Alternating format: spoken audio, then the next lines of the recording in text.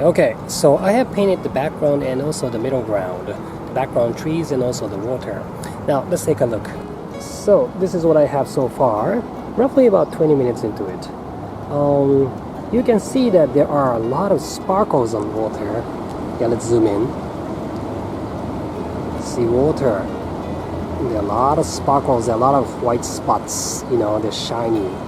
So I'll be painting those, but not for now. Just go ahead and paint in the foreground here. So these rocks, they're pretty light. I'm not talking about the weight, I'm talking about the color.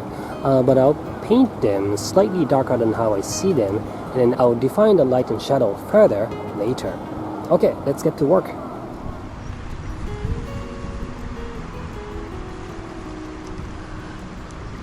So big brush is so useful for something like that.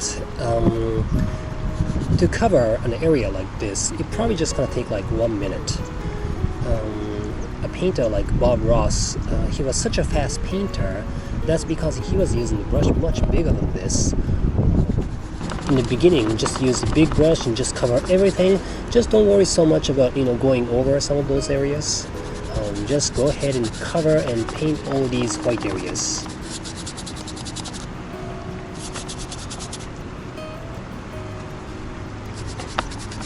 So once that's done, I'm ready to paint the grass over there. I'm still using the big brush. Let me just show it to you. Just like that. Just loosely cover the areas where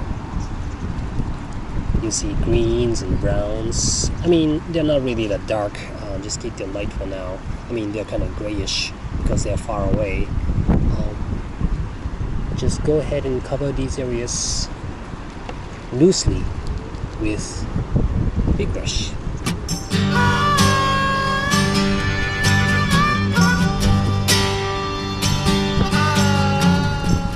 Like that.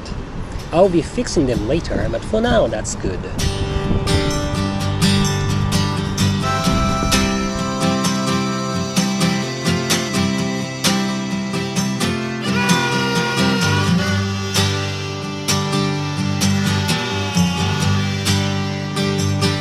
So right now I'm painting the background mountains with the shadow colors. That's the color I'm using right now.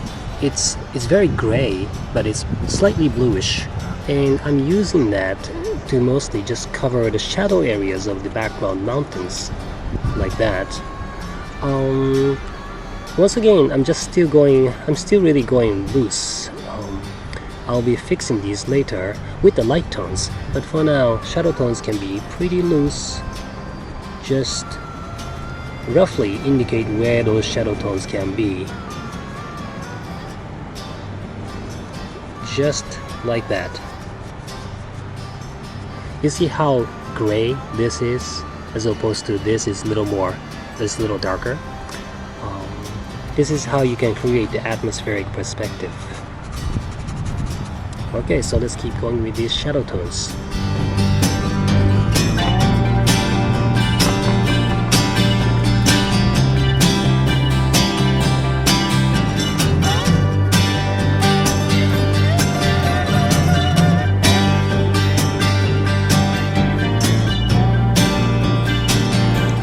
Okay, so now I'm painting the shadow tones of the middle ground mountain.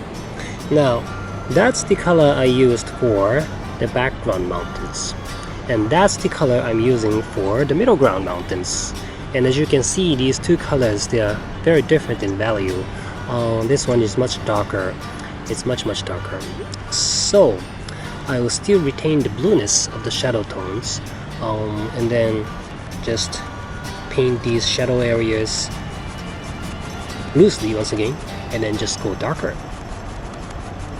And then eventually I'll go darker around here, and then I'll just define the light and shadow more on the water, and then that will clarify a lot of things, in the middle ground.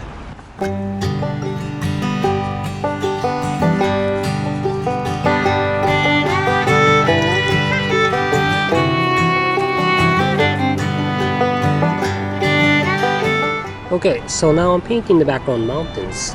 I'm now defining the light tones. that's the color I'm mixing. Mostly it's yellow ochre, burnt sienna, and little white. Occasionally some orange too. I'll be changing the colors later, but for now it's good. Let's just go ahead and start defining these tree shapes. And the light is coming from the left side, so mostly the light tone is going to go on the left side, and the right side is the shadow side.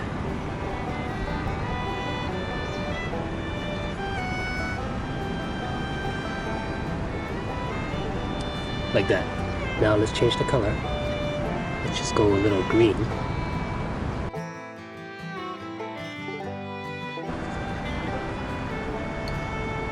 And just continue going with that.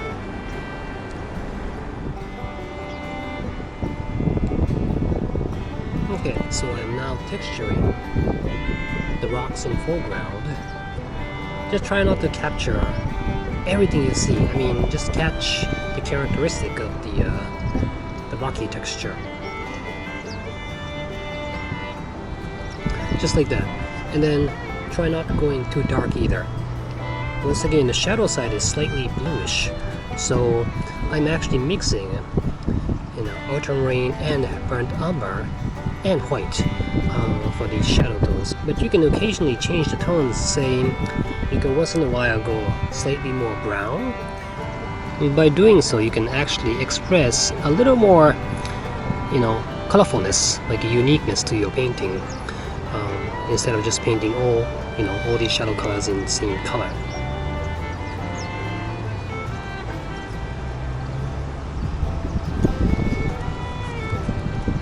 Just like that.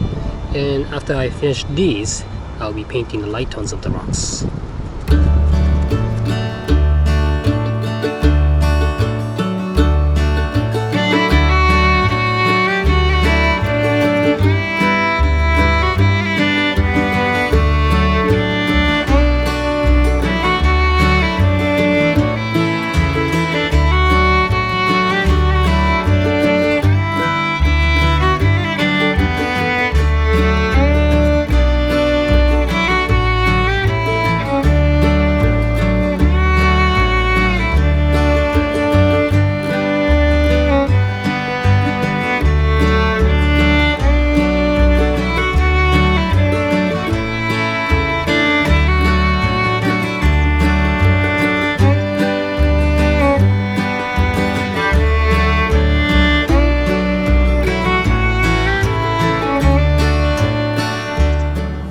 Okay, so let's take a look.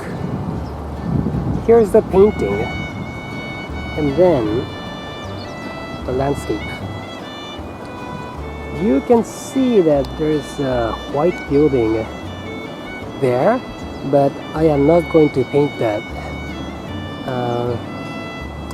It doesn't really fit with the landscape painting, so I'm going to exclude that and just go ahead and paint all just the nature. So if you go up close, I mean, rocks are painted pretty well, not super well detailed. So are the trees in the middle ground, background trees too. They're kind of simple. I am about to paint the sparkles on the water, but I am sort of waiting to do that until I refine those trees and rocks a little bit more. Yes, let's go ahead and continue painting it.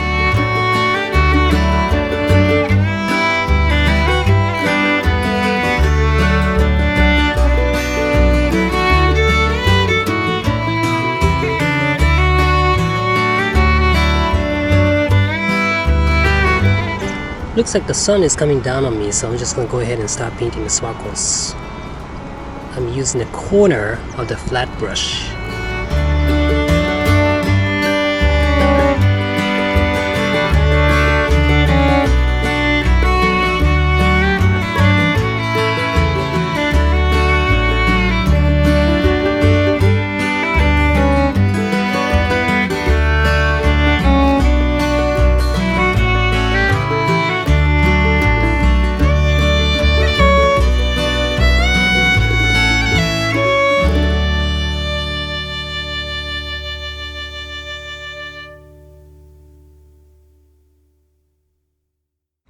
So right now, this area here is all in shadow.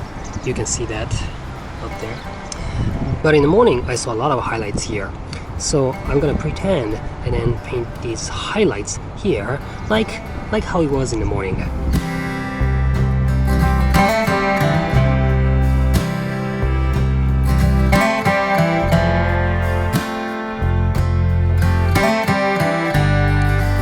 Okay, so it's now around 3 p.m. Let's take a look at the painting. So that's what I've got so far. If you look from far away, let's zoom out. It looks pretty good. But when you zoom in, small things are not really that well painted. The landscape in front of me it's pretty much all in shade. I think I'm gonna have to quit for now and then finish the rest of the studio. I would like to make this painting just slightly more colorful. Like the background trees, they're like roughly stated, but I would like to bring in more colors in there. I hope you can enjoy your landscape painting like me when you have a nice day like today. Well, thanks for watching and I see you again soon.